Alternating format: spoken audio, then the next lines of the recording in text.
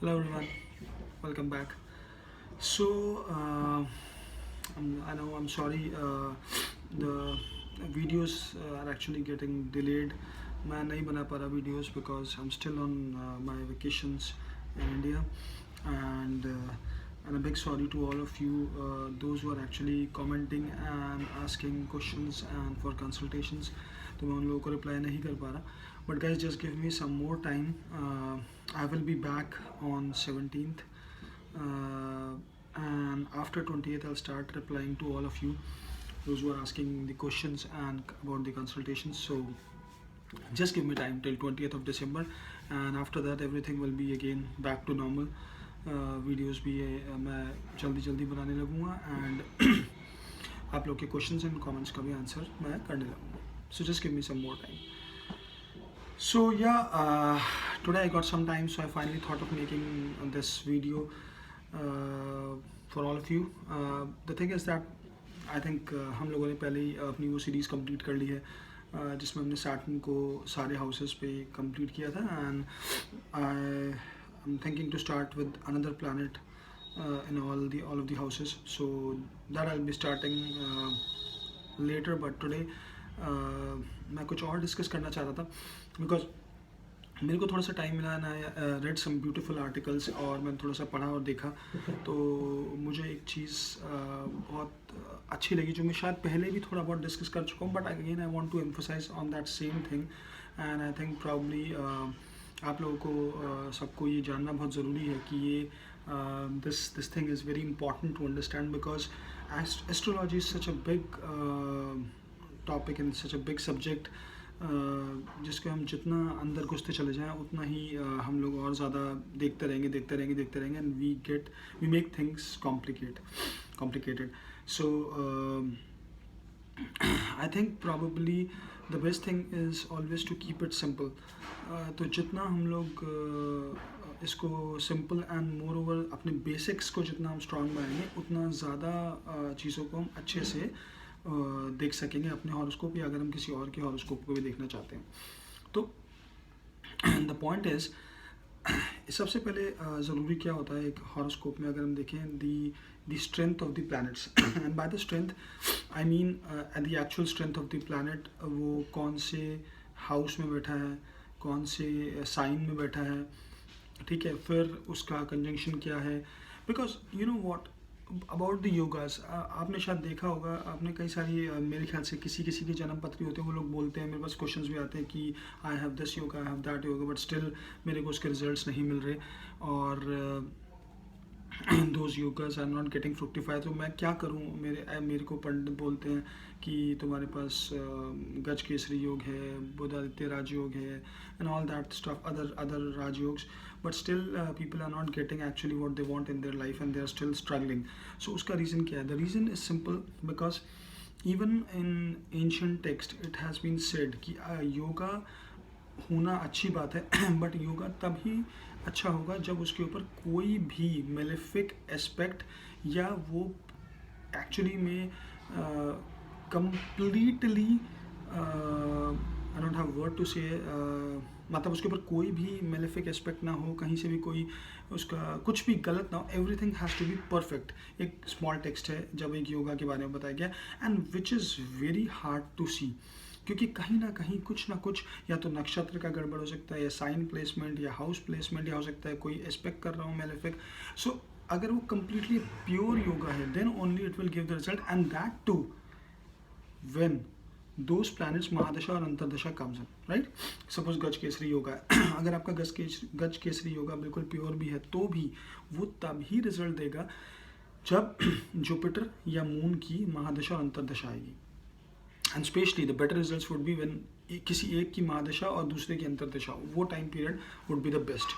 सो अब ये होना कितने परसेंट केसेस में पॉसिबल है, that is why we see lot of yogas in our horoscope, और जो रिजल्ट नहीं देते.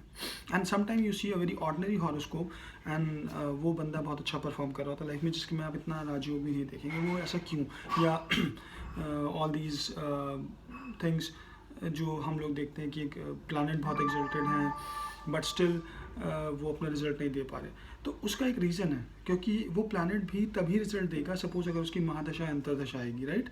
विदाउट, तो वो जब तक वो एक्टिवेट नहीं होगा, वो हाउस एक्टिवेट नहीं होगा, तब तक वो रिजल्ट कैसे दे। So my point here is that without going into the yogas too much, we should understand how much strength is there in our planet.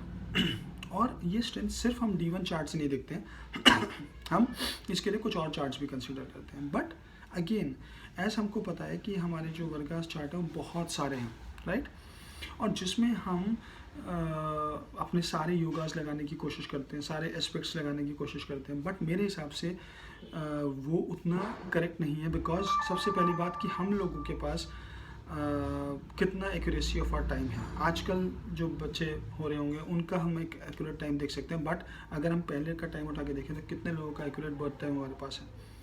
And specially people ask कि D60 का देखना, D60 में planet है तो वो अगर कोई planet यहाँ एक्सल्टेड है तो डेफिनेटली वो अच्छा रिजल्ट देगा। But the point is that D60 changes, it change in the difference of 1 second also. Suppose अगर आपके टाइम में 1 सेकेंड का डिफरेंस भी है तो D60 चेंज हो जाएगा। तो सो D60 देखना मैं इसीलिए कंसीडर नहीं करता, अपने मेरा पर्सनल वो है कि मैं D60 को इसीलिए कंसीडर नहीं करता अनटिल अनलेस मेरे पास बिल्कुल एक्यूरेट टाइम ना हो। एंड हु नोज कि हमारा टाइम कितना एक्यूरेट है। ठीक है, नवामसा और D1 और एक दो चार्ट और वो इतना फ्लक्चुएट नहीं करते, बट D60 करता है। So again going in all those वर्गा चार्ट्स जो हमारे बहुत सारे आगे तक के हैं, वो इतना सही नहीं है, उससे हम और अपने आप को कन्फ्यूज ही करेंगे। So I just want that we should stick to only few of those charts, so जिससे कि हम ना तो कन्फ्यूज हों और चीज़ों को हम प्रॉपर्ली देख सकें। बिकॉज क्या होगा, यहाँ नवामशा में तो हमने एक चीज़ देखी, हमको लग रहा है यार ये चीज़ अच्छी है, बट जैसे हम D60 में गए वो चीज़ अच्छी नहीं लगी, प्लैनेट की स्ट्रेंथ ही गड़बड़ हो गई। बट D60 क्या पता कि सही है या नहीं है। Navamsa is right but D60 नहीं है, बट हम लोग अपने आप को कंफ्यूज कर लेंगे। And I am telling you one thing, या आप एस्ट्रोलॉजी ले लो या कोई भी चीज़ ले लो, एटीट्यूड मैटर्स। जैसे ही आपका attitude towards anything becomes negative, वो स्टार्स भी और आपका लाइफ भी उसी तरीके से रिएक्ट करना शुरू कर देती है। सो जब हम बहुत ज़्यादा कॉम्प्लिकेट कर लेते हैं चीज़ों को, पढ़ के, इधर से देख के उधर से देख के, और सब चार्ट्स में घुस जाते हैं, तो चीज़ें कॉम्प्लिकेटेड होना शुरू हो जाती हैं। So my only point is that, जब मैंने आपको बोला कि टू कीप इट सिंपल, कि कुछ चीज़ों को हम लोग कंसीडर करें, कुछ चार्ट्स को। सो फॉर प्लैनेट स्ट्रेंथ मैं हमेशा बोलूँगा कि आप D1 में देखो, D9 में देखो, D10 में, D7 में, ठीक है। D60 लोग बोलते हैं, बट मेरे हिसाब से वो इतना ज़रूरी, मतलब इतना सही नहीं है, क्योंकि D60 चेंज हो सकता है। सो अगर आपको देखना है तो D3 भी कंसिडर कर सकते हैं, but D9, D10, D7 and your लगन chart, just see the strength of that planet in these charts। और एंशिएंट टेक्स्ट में ये साफ साफ लिखा है कि जैसे हम वर्गोत्तमा प्लैनेट की बात करते हैं, अगर D9 में कोई प्लैनेट सेम और D1 में सेम साइन में, उसे वर्गोत्तमा बोलते हैं। सिमिलरली D10 को भी हम कंसिडर करते हैं। अगर आपका एक प्लैनेट सपोज कीजिए आपके D1 चार्ट में, फॉर एग्जांपल आपका सन जो है वो लियो में है, और अगर वो D9 में लियो में नहीं है, बट अगर वो D10 में लियो में है, that is also considered to be a वर्गोत्तमा प्लैनेट। सो D10 को भी उतना ही इंपॉर्टेंस दिया गया। सो अपने हम प्लैनेट्स की स्ट्रेंथ देखें, उसके बाद देखें कि हमारी महादशा जो लॉर्ड है, जिसकी महादशा हमारी लाइफ में करंटली चल रही है, be it Mercury, Venus, Jupiter, Saturn, Rahu, कोई भी, उसको आप स्ट्रेंथ एनालाइज करो कि वो कैसा बैठा है आपके हॉरोस्कोप में। D1 में कैसा बैठा है, D9 में कैसा बैठा है, D7 में कैसा बैठा है, D10 में कैसा बैठा है, देन सी। और अगर ये आपका प्लैनेट स्ट्रांग है तो डेफिनेटली ओवरऑल महादशा आपके लिए अच्छी होगी। बट अगेन कंसीडरिंग दैट महादशा लॉर्ड के बाद आपको अंतरदशा लॉर्ड को भी देखना होगा कि अंतरदशा लॉर्ड वहाँ पे कैसा कैसा बैठा है। Then you will analyse that particular time period. But अगर ओवरऑल महादशा अच्छी है तो डेफिनेटली वो महादशा अच्छा रिजल्ट देगी। बट जरूरी नहीं है कि होल महादशा, पूरी महादशा आपको अच्छा रिजल्ट दे। बीच में कुछ टाइम पीरियड हो सकते हैं जो फ्लक्चुएट कर सकते हैं डिपेंडिंग अपॉन योर अंतरदशा लॉर्ड। सो ये चीज़ बहुत इंपॉर्टेंट है। अच्छा, फिर एक चीज़ बहुत इंपॉर्टेंट है जो मैं मेंशन करना चाहूँगा strength for the strength of the planets is कि अगर जो प्लैनेट आपका किस नक्षत्र में बैठा है, अगर वो फ्रेंडली नक्षत्र में बैठा है, सपोज कीजिए the Jupiter is in moon नक्षत्र, तो दैट मीन्स मून का वो फ्रेंड है, राइट। तो that means Jupiter become strong. But अगर सिमिलरली सैटर्न आप भी आपका मून के नक्षत्र में बैठा है, तो which is an enemy sign, तो वो वहाँ पे सैटर्न उतना स्ट्रांग नहीं होगा। तो ये नक्षत्र के ऊपर बहुत डिपेंड करता है कि स्ट्रेंथ हमें चेक करनी है। हम D1 ये सब प्लैनेट की प्लेसमेंट तो हमने चेक कर ली। सपोज करो आपका एक प्लैनेट पर्टिकुलर साइन में बहुत अच्छा प्लेस्ड है, वेल प्लेस्ड है, ठीक है, बट वो नक्षत्र में बैठा है एनिमी के, तो देन दैट बिकम्स वीक। अगर वो नॉर्मल एक ओके साइन में ही बैठा है और उसका नक्षत्र फ्रेंडली है, तो that planet become strong. Similarly वर्गोत्तम आप चेक करो सॉरी, वर्गोत्तम प्लैनेट स्ट्रॉन्ग बन जाता है। उसी तरीके से एक भावोत्तम प्लैनेट भी बोलते हैं, मतलब एक्चुअली अब ये वर्गोत्तम हमने क्या बोला कि अगर सपोज आपका जुपिटर इधर एरीज में बैठा है D1 में और D9 में भी एरीज में बैठा है, तो दैट बिकम्स वर्गोत्तम, राइट। इसी तरीके से भावोत्तम में क्या होता है, सपोज अगर आपका जुपिटर, ठीक है, एरीज में नहीं है 9 में, D9 में, बट अगर आपका जुपिटर 4th हाउस में बैठा है in your D1 chart and 4th house में ही बैठा है D9 में या D10 में, तो वो वर्गोत्तम नहीं भावोत्तम प्लैनेट बन जाएगा, and which is actually equally strong as वर्गोत्तम। तो ये भी एक तरीका है कंसिडर करने का strength of the planets. Then फिर आप देखते हैं जो ये षड वाला कॉन्सेप्ट होता है, इसके अकॉर्डिंग भी मैंने इसके ऊपर ज़्यादा अभी वीडियोस बनाई नहीं है, बट मैं डेफिनेटली आप लोगों के लिए बनाऊंगा, कुछ लोगों ने बोला भी है। बट इसमें स्थान बला इज़ वेरी इंपॉर्टेंट, कि वो स्थान बला किधर बैठा है, ठीक है, उस हिसाब से। तो अगर आपका प्लैनेट एक्सल्टेड है फिर इसमें एक दिग्बाला भी होता है कि डायरेक्शनल स्ट्रेंथ, कि अगर सपोज करो किसकी डायरेक्शनल स्ट्रेंथ, फॉर एग्जांपल आपका वीनस 4th हाउस में डायरेक्शनल स्ट्रेंथ मिलती है, सैटर्न को 7th हाउस में मिलती है, ठीक है, इसी तरीके से आपके जुपिटर को 1st हाउस में मिलती है। तो ये चीज़ें भी फिर हम उसके बाद कंसिडर करते हैं, बट सबसे पहले स्ट्रेंथ और चीज़ों से कंपेयर करी जाती है।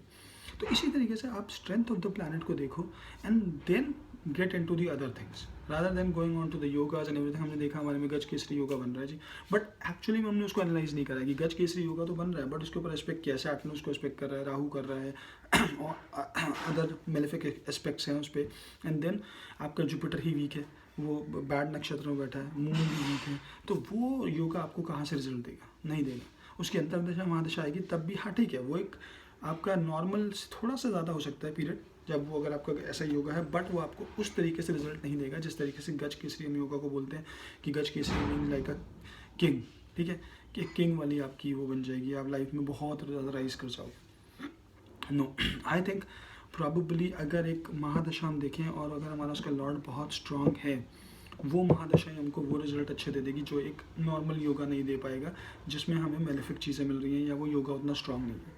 सो having yoga in your horoscope is good, but we have to analyze that yoga correctly, because a lot of time you see people will tell you like you have this yoga, you have that yoga, and you have all other stuffs, so good stuffs in your horoscope, but still you are not doing good.